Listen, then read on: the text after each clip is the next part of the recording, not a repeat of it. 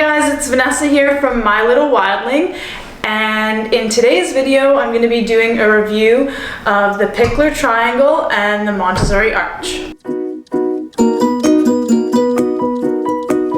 So a lot of people think of the Pikler Triangle as a Montessori Pikler, and it's not actually a Montessori toy. It was actually created by a pediatrician whose last name was Pikler, who focused her research and her studies on attachment parenting and gross motor skill development. So in today's video, we're more focused on gross motor skill development because we're talking about climbing equipment for toddlers and even babies, all the way up to just young children. Now, you can introduce the Pikler at an earlier age. You can introduce this as soon as your little one starts pulling up on stuff. So that's kind of around that 6-month mark. I've seen people introduce these a lot earlier where they have almost like mobile pieces attached to here and their child is laying under and looking up at them. But for me, I don't think I would invest in it at that point. But if we had been more settled earlier on, I think I would have gotten this when Cedar started pulling up on things, because as you know, little toddlers and little babies are climbing well before they're walking. So at a younger age, he could have been climbing up and he probably wouldn't have crossed over. I think that takes a lot of time to develop that skill, but he probably could have started scaling this. And if this is under or on top of a soft squishy mat, he would have had a lot of free opportunity to play and explore his limits and his body with himself without having me, hold him and that kind of thing. And also, I'm a firm believer of not saying no. So to clarify that, I want to create an environment that's inviting for him to be in. I don't want there to be a lot of things in his space and in our communal space that I'm constantly like, don't touch that, don't go there, don't do that. So having something like this that is totally available for a little one's attention and play and climbing and that sort of thing diverts them from doing things like perhaps scaling your kitchen cabinets or your furniture or your chairs that you don't want them to because it might be dangerous. So this really provides a great outlet for them when they're at that stage where they're climbing and they're not yet walking.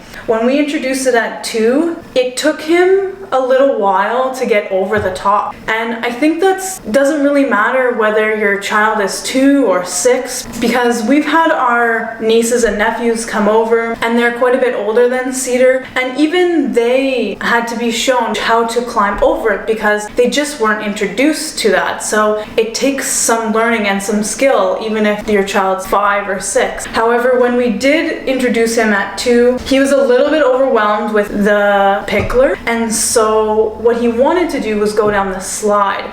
And at this angle, if I move this, he needed help to get over the top of the Pikler. And then this is quite steep. So we set the slide up on the arch, and that allowed a much gentler slope for him.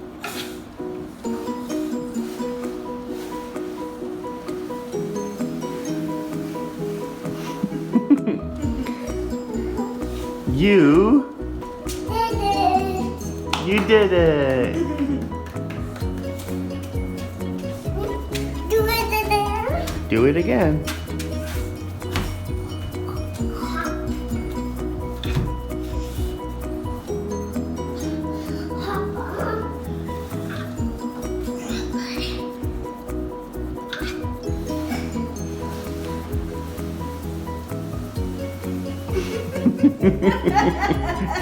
You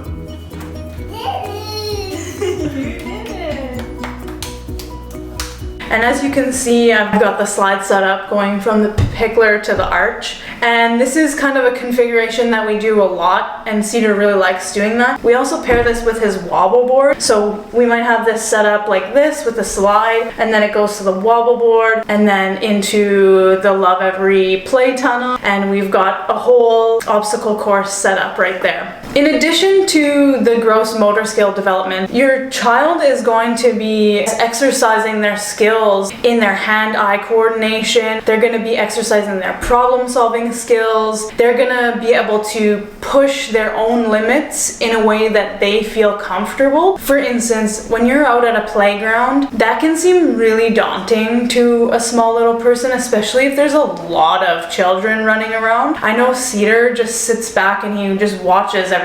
So for the longest time, we'd go to the playground and he wouldn't even do anything because he'd be watching the other kids, which is also a great learning experience, but then he's not engaging with the play structures. And so it wasn't until we got the Pikler and the slide that he even wanted to go down a slide because he wasn't comfortable doing it at the playground. And then he got more comfortable going down the slide at home right here, and then he was doing it on his own at the park. And it was not something that I had to coach him on, just all of a sudden he was like, I'm going down the slide, and then off he went. So I think giving the space for your children to challenge their own boundaries and what they're comfortable with and play with it in a way that is very much child-led is a much better way for them to learn those skills. Now, just a little bit about the construction of this. The slide and the end pieces are made of Baltic birch. If you DIY something like this, you're probably going to just use 2x4s because then you don't need to have a table saw to rip the plywood. But if you're buying something, then you're definitely going to want one that is made with Baltic birch. It's probably the most natural and it is extremely sturdy. And then these are solid wood. So it really has a lot of strength. I've seen some that look like they're a 1/2 inch dowel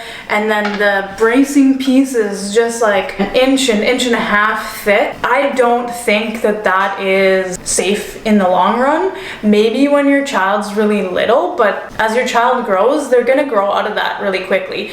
And for me, this is an expensive toy. It's an expensive setup. You're looking at probably around $300 to $500 depending on whether you're in Canada or in the States. And so it is an investment, but I do believe it's a long-term investment because like I said, we got this when Cedar was 2. You could introduce this at about 6 months. And when our niece comes over, she's gonna be 7 and she still plays on this with Cedar all the time. So there's a long time that you can get out of this and there's a lot of creative possibilities. For instance, right now, Cedar's super into laying like Superman on the slide, hanging onto the rungs and just like pulling himself up and basically like doing chin up and then practicing going up the rungs like that just with his arm string. So he's essentially laying the groundwork to do the monkey bars later on, which so there's a lot of really cool things and I never thought that that would be how this toy would be used, but that's how he's using it. That's how he's coming up with different ways to use it. We also put down our kinetics tiles on the slide and create like a pinball. We've used it and he uses it to ramp his tractors down and all kinds of stuff. So it's not just a one-trick pony, I guess, where you're thinking like, oh, how long is my child actually going to use that? We set this Pikler up and we put blankets over it and then he's got a tent and a little nest. There's a lot of options. It's really as wide as you can imagine in terms of the opportunity to play because it is literally based on what you can create and what you can do with your imagination. That is the definition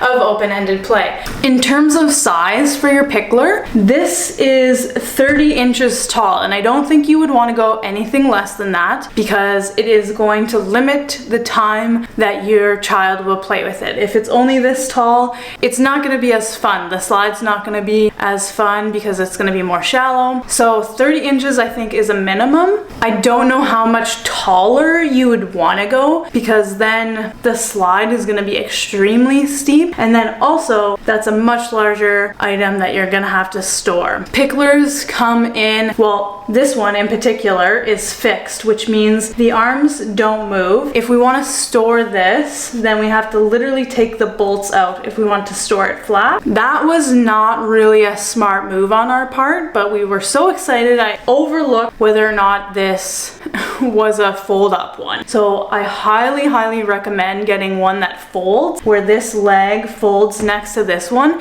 and you can store it relatively flat. So if you don't have a lot of space, you might want to only get the Pikler and the slide, and then get one that folds up flat and you can store them side by side. If you have a dedicated play space or a large living room, something like that where you don't mind it being set up, then I don't think it is really a detriment to have the whole play area. You can also get a Pikler that has a joint midway on the ladder side and the same thing on the back ladder side, and that kind of can make like an M shape and a bunch of other different like configurations. You can go up like this and then flat. I don't know how sturdy something like that would be in the long run. I do think it would be kind of cool to have a bunch of different play options, so if you could articulate all those different joints and move them around, your child might have a whole bunch of different playing and climbing options that could be really cool. So I really recommend the 3 together, but if you don't have the space, I think just having the Pikler and a slide with a little climber on the back is a really good combination, and you'll get a ton of use out of it long term. I'm gonna link 2 different options, one for if you're in Canada and one for if you're in the States, for a Pikler and arch set. And I'm also going to link our blog post, which goes into a lot more detail on the Pikler Triangle and other Montessori climbing items. If you have any questions, let me know. If you have a Pikler and you've used it, or you've been somewhere and you've used it, let me know what you think. If you have any specific natural toys, wooden toys, learning toys, developmental toys that you use and you love, I'd love to hear about them. Maybe we can check them out and do a review of them. Thanks for watching, and we'll see you on the next video.